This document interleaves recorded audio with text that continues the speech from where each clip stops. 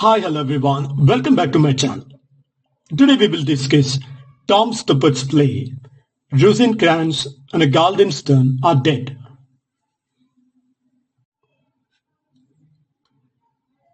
Rosencrantz and Guildenstern are dead, written in 1964, first performed in 1966. Tom Stoppard, born in 1937.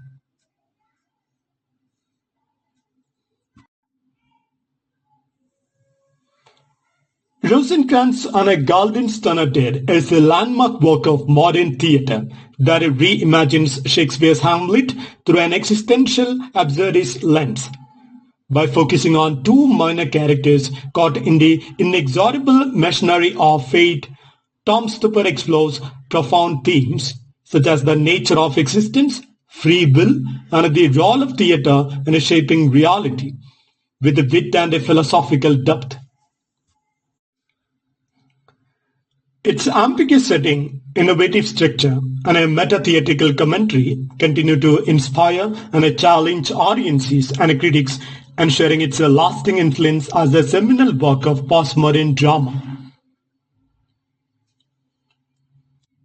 Now analyze one of the most important techniques used by Tom Stoppard in the work, meta-theatre.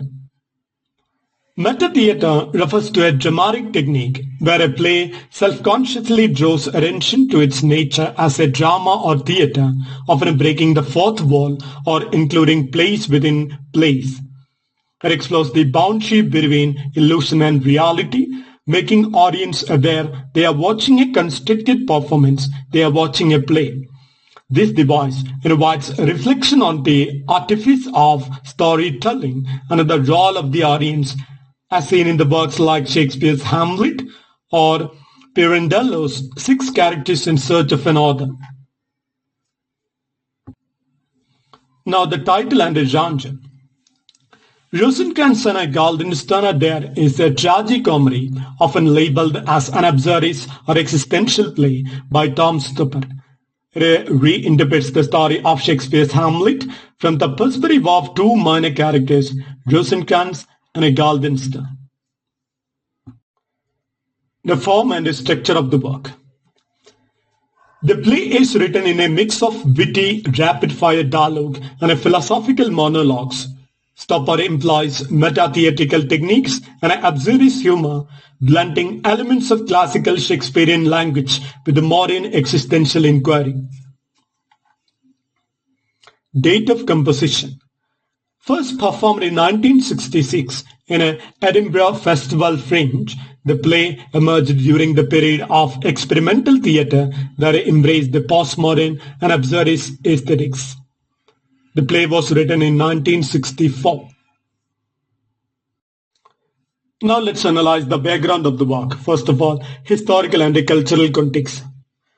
Written in 1964, the play reflects the era's fascination with existential philosophy and the questioning of traditional narratives. The Vietnam War, social upheavals, and the counterculture movement influenced a generation that sought to challenge established structures and meanings. Literary influences. Tom Stoppard draws on Shakespeare's Hamlet for characters and a plot, but inverts the narrative to focus on the peripheral figures.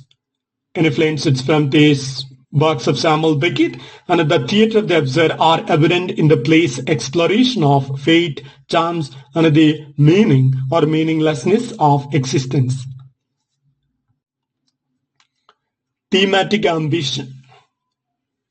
By shifting the spotlight to Rosencrantz and Guildenstern, Stoppard critiques the nature of identity, free will, and the arbitrariness of fate, key concerns of existential literature. The play also functions as a meditation on the role of theatre itself, blurring the line between performance and reality. Now let's go to the act-wise summary of the work. Act first, the uncertain beginnings. The play opens with a Rosencrantz and a Guildenstern engaged in philosophical banter, questioning the nature of chance and the meaning of existence. The repeated, seemingly endless coin tosses, where the coins improbably come up heads, establish the play's preoccupation with a probability and a randomness. We learn that Rosencrantz and Guildenstern are summoned by the king to find out what's amiss with Hamlet. However, their understanding of their own roles is muddled. They are caught between the triviality of their existence and the weight of events in the background. That is the unfolding tragedy of Hamlet.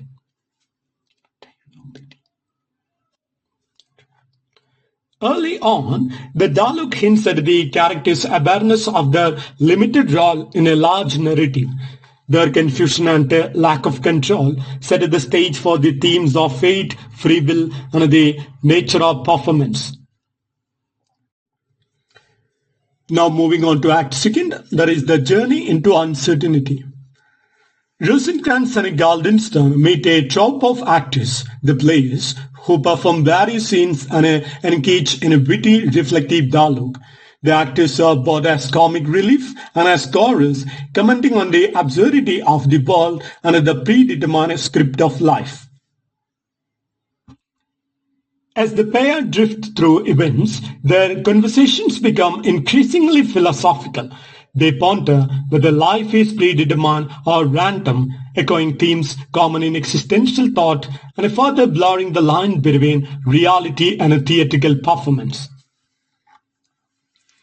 Though the events of Hamlet occur in the background, Rosencrantz and Guildenstern become more entangled in them as they interact with the characters from Shakespeare's play.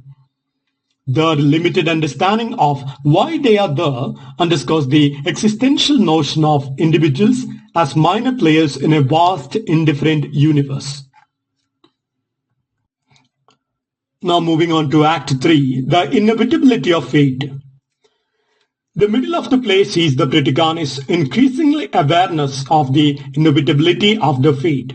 They are drawn into the machinations of the royal court and the tragic events of Hamlet, though their role remains marginal and largely incomprehensible to them. Through witty dialogue and ironic observations, the characters reflect on the nature of time, mortality, and destiny. The discussions often expose the absurdity of trying to impose order or meaning on a chaotic world. The influence of external forces, the unfolding tragedy in Hamlet, becomes more palpable. Despite their efforts to understand or control their destiny, Rosencrantz and Guildenstern are swept along by events that appear pre-written, setting the stage for their ultimate demise. Now moving on to Act 4, the approach of the inevitable end. In this act, the existential dread intensifies as the characters begin to confront the certainty of death. Their conversations become tinged with a resigned awareness of their impending fate. Their actions now more clearly intersect with the events of Hamlet, such as the preparations for the final confrontation in the Danish court. Despite this, they remain largely puzzled by the significance of these events, underscoring the role as symbolic every man caught in the gears of history. The play's self-referential nature peaks as characters openly question the meaning of their dialogue and actions, acknowledging that they might just be following a script not of their own making. Now Act 5, the tragic conclusion. The climax of the play is marked by a series of events that confirm the fatal destiny of Rosencrantz and Guildenstern. The lack of agency culminates in their execution, a conclusion known to audiences familiar with the play Hamlet. In the final moments, the characters express a resigned understanding of the role in a large cosmic joke. Their discussions about a death and a meaning reach a poignant, if absurd, resolution, highlighting the theme of existential futility. The closing scenes underscore the play's meta-theatrical meditation on the nature of performance and existence. The characters' deaths, preordained by the narrative of Hamlet, serve as a final commentary on how individuals are merely players on a stage controlled by forces beyond their control. Now let's be familiar with the characters. First of all, Rosencrantz and Guildenstern. The two titular characters are portrayed as witty, somewhat befuddled individuals who oscillate between philosophical inquiry and a comic banter. Their confusion about the purpose and fate forms the core of the play's exploration of free will versus determinism.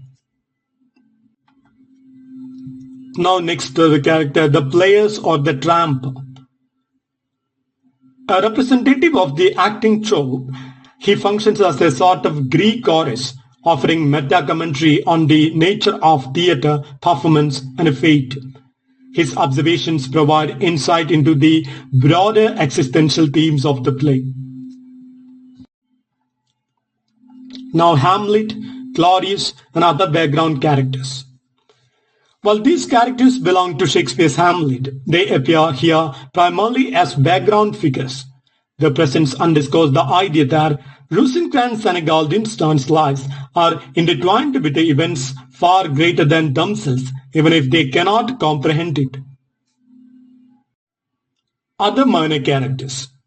Various soldiers, courtiers, and members of the royal entourage populate the world of the play, reinforcing the theme of chance and the randomness of existence. Now let's analyze the main themes of the work. Existentialism and the absurd. The play is steeped in existential thought, exploring themes of meaninglessness, free will, and the randomness of life. The repeated coin tosses, philosophical musings, and a pervasive uncertainty all contribute to an atmosphere where life seems absurd and predetermined. Next theme, fate versus free will. Rosencrantz and Guildenstern's struggle to assert control over their destiny mirrors larger questions about the nature of fate. The characters' inability to understand or influence the events unfolding around them highlights the tension between individual agency and a predetermined script. The nature of theatre and reality. The play is highly self-referential, constantly drawing attention to the artifice of performance. Stoppard blurs the line between reality and the theatrical, suggesting that all life may be a kind of performance with the roles assigned by forces beyond our control. Next theme, chance and probability. Recurring motifs such as the coin tosses underscore the role of randomness and a chance in a human existence. The improbability of the coins landing heads repeatedly becomes a metaphor for the absurdity and unpredictability of life. Now let's analyze the setting of the work. A borderline world. The play setting is ambiguous and fluid, straddling the familiar world of Shakespeare's Hamlet and a surreal, almost abstract phase where philosophical ideas take on tangible world. The lack of a clearly defined location reinforces the idea that the world is an arbitrary stage. The next setting, the interplay with Hamlet's Denmark. While Rosencrantz and Guildenstern borrows its backdrop from the events of Hamlet, its focus is less on the political intrigue of the Danish court and more on the existential and meta-theatrical dimensions of its characters' lives. Now let's go to the critical interpretations of the work, postmodern and absurdist readings. Critics have widely praised the play for its postmodern sensibility and its playful subversion of narrative conventions. Its blunting of Shakespearean language with the absurdist themes has led to comparisons with the works of Samuel Beckett and Eugene Ionesco. Existential analysis. Many scholars view the play as a meditation on existential questions, like what is the nature of reality? Is life predetermined? How do we find meaning in a seemingly indifferent universe? The characters' philosophical dialogues and the recurring motifs of chance and fate have made it a touchstone for existential criticism. Meta-theatricality and the nature of art. The play's self-awareness and a commentary on the art of theatre have been central to its critical acclaim.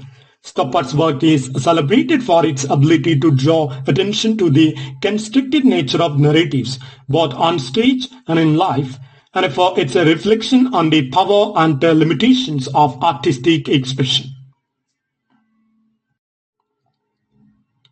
Humor and a tragedy. Critics note the unique blend of humor and tragedy in the play. The witty banter and comic situations provide a counterbalance to the profound existential despair that underpins the narrative, creating a layered work that is both intellectually stimulating and emotionally resonant. Now let's analyze the main quotes from the drama. First one. We cross our bridges when we come to them and burn them behind us. This quote reflects the absurdist tone of the play and the character's lack of foresight. It satirizes conventional wisdom by merging two contradictory cliches, highlighting the futility and the confusion of Rosencrantz and Guildenstern's life. The statement underscores how they react passively to events rather than taking initiative, reflecting the existential themes of fate and free will.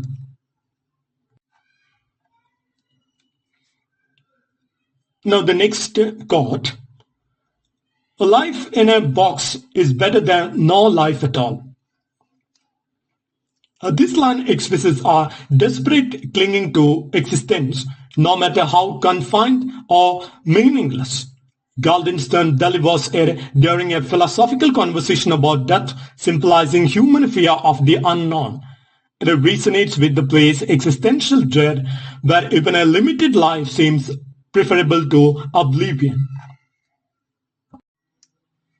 Now the next quote. There must have been a moment at the beginning where we could have said no, but somehow we missed it. Here Guildenstern reflects on lost agency and a sense of inevitability. The quote captures the tragic realization that the fate was sealed before they even noticed, echoing the theme of predestination. It is a pregnant expression of powerlessness central to both Stoppard's play and also Shakespeare's play Hamlet. Now the next quote. We are actors, we are the opposite of people. Spoken by the player, this quote critiques the illusion of performance versus reality. It suggests that actors abandon authenticity to become mere vessels for stories, paralleling Rosencrantz and Guildenstern's own roles as pawns in Hamlet's narratives. The line mocks the idea of identity, exposing how performance can strip humanity. Now the next quote. Uncertainty is the normal state. You are nobody special. This quote confronts the audience with existential truth. Most people drift through life without a certainty or meaning. It directly undercuts any hope for control or significance in the character's journey. The line reflects how Stoppard uses absurdism to explore the randomness of existence. Now the next quote. Words, words. They are all we have to go on. This line reveals the character's dependence on language to make a sense of their reality, even as it proves insufficient. It is a meta-theatrical acknowledgement of the artificial existence in a scripted world. The statement critiques the limitations of language in conveying truth or providing stability. Now the next chord. Every exist is an entrance somewhere else. This philosophical musing challenges the finality of death or departure. It employs a theatrical terminology to explore continuity, reincarnation, or the cycle of existence. Within the play, it emphasizes the blurred boundaries between beginnings and endings, echoing Hamlet's on themes of life and death. Now the next chord. Death is not, death isn't, you take my meaning. The halting structure of this chord dramatizes Guildenstern's struggle to articulate the concept of death. It reflects the human tendency to avoid or obscure the topic, even while obsessed with it. The line underscores the existential tension at the heart of the play, that is confronting the void. Now the next chord. We are in the same boat.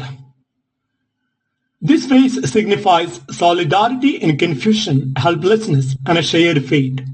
Throughout the play, Rosencrantz and Guildenstern grapple with a lack of direction, and this line underscores the mutual entrapment. It also reflects broader human anxiety about existence and mortality.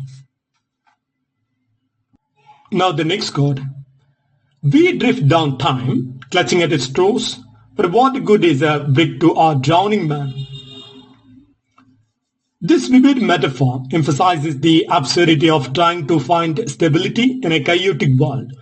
The character's search for meaning is likened to grasping for useless objects while drowning.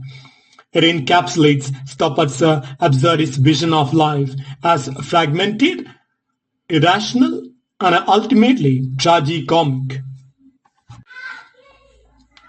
Now the next chord. Look on every axis as being an entrance somewhere else. Similar to chord 7, this version subtly shifts the perspective to individual choice. It implies optimism or at least continuity, suggesting that endings might bring a new beginnings.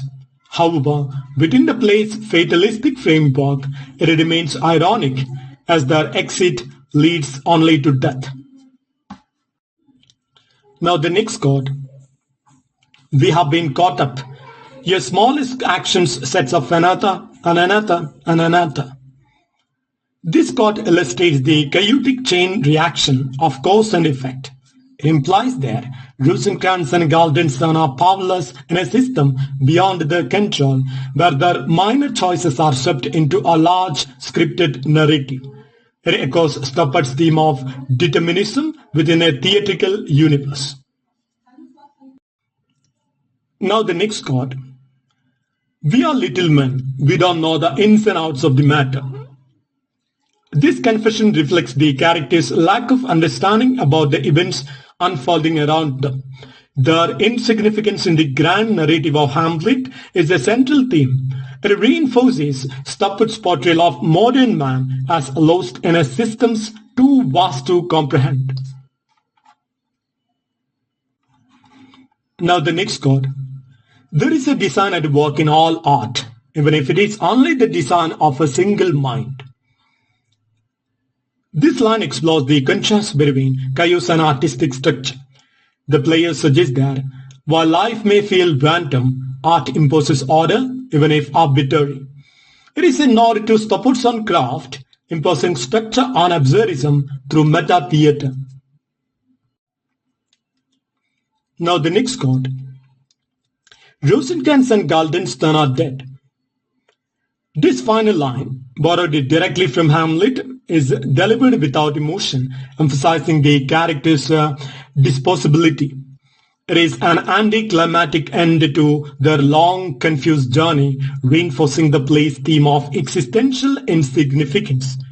The called finality echoes the fate of all who search for meaning in a universe that offers none.